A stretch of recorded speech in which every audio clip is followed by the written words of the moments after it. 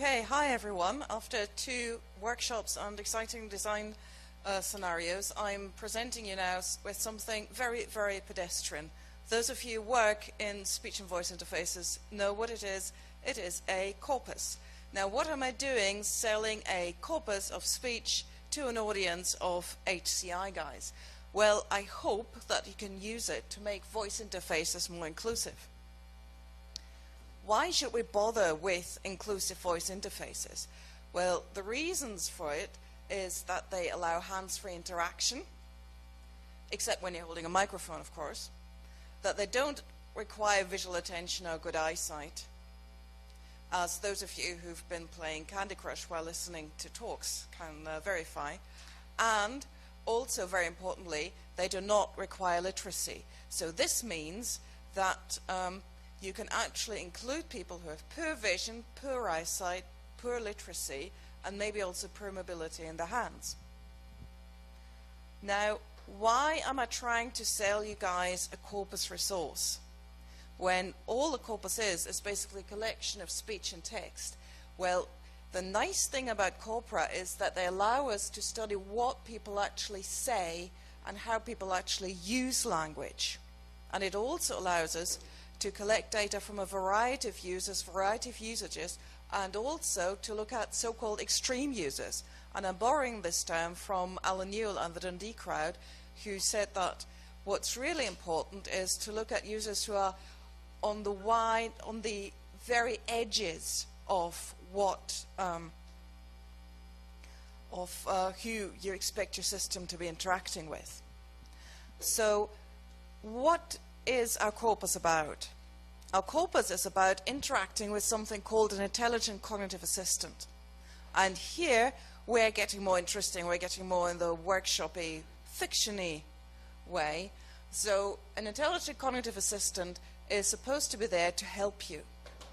And it's an important technology for people with cognitive impairment who want to stay in their own homes for longer, because if you can have the intelligent cognitive assistant to help you, you don't need to bother a carer, you don't need to bother a friend, and you don't need to wait until the home help comes along. So what does such an intelligent cognitive assistant do? It needs to find out people's goals. So if somebody wants to stay in bed, the intelligent cognitive assistant should not assume that they want to wake up. Instead, they should put on the nice relaxing music. They should talk people through the steps that are required to fulfill their goal, and provide help that builds on existing mental models, knowledge and expertise, and give positive feedback when successful. The ICA we used was designed in a workshop with people with dementia and carers and healthy older people, and the persona that we came up with was a patient and supportive guide, an acceptable guide, not somebody like Clippy, and also not somebody like Siri Howl. Siri, open the pod bay doors. I'm sorry, Dave, I'm afraid I can't do that. So a bit more helpful than that. We had an ICA for technology, and the technology was quite simple. We were looking at helping people with cognitive impairment, and we wanted to help them orient themselves in time. So it was a very simple, very purpose-built calendar. Remember, we were doing that as a research project, so it was not a fully fledged Google Calendar application.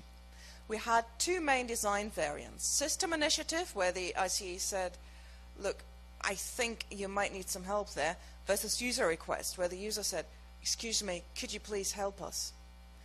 And we also had 2 design variants. One was neutral, where the ICA said, well, these are the following options. And then another more encouraging one, oh yes, well done. Now, you see where we are getting at. For some people, the system initiative, encouraging version might be okay. So for people who are a bit scared of technology and say, yeah, you did it, well done, you can do this. Others might be insulted by being talked down to by an ICA. So that's why we looked at the different design variants. We had people use 2 systems only, but we used some nifty Latin square design techniques to make sure that we got enough data for each of our designs. The corpus that we created include the interactions between the users and the ICA. So we have words, but we also have dialogue acts.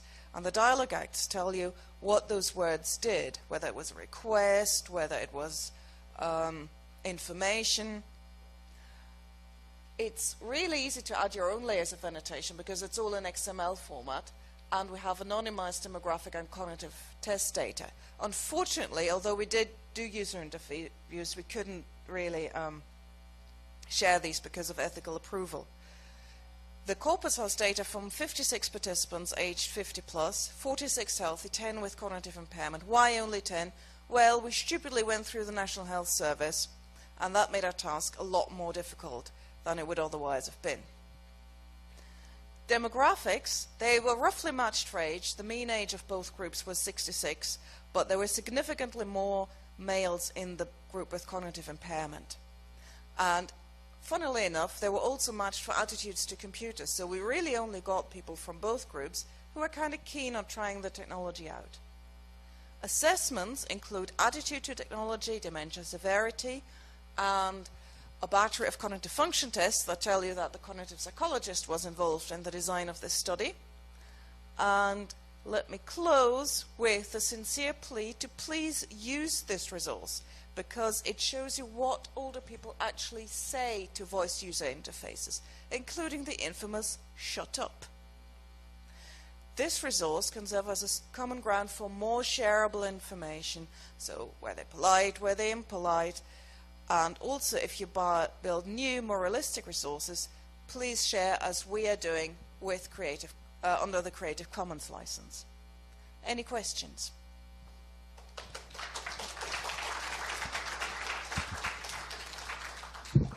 Hi, I'm Paul from Postec. How did you collect those those dialogues? Like, did you use like some tools, or like they are usually not natural if we are just scripting or something like that? So how did you collect that? It was a Wizard of Oz design. So we had people interact with the ICA in the lab, and then had a microphone, head-mounted microphones. Okay. How many intentions do you have in the system? How many? Dialogue acts, I mean. So I can't give you the total number of dialogue acts offhand, but it was 4 interactions per speaker. Okay, thank you.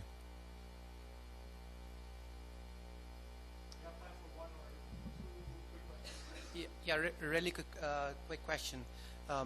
Thank you so much for this. It's going to be really useful, I think. My question is, the corpus that you created, right? The biggest problem is people knowing what they can ask. So a lot of people don't know what an intelligent assistant can do for them. How did you give them the affordance they could ask some things? Because some of their ideas might be based on what currently I can do with Siri or Cortana and things like that. Okay, so what we did was we played each participant a video showing them what the intelligent assistant was, but then we thought that part of the functionality of the intelligent cognitive assistant is to be able to be self-explanatory. So that's why we just left it at that video.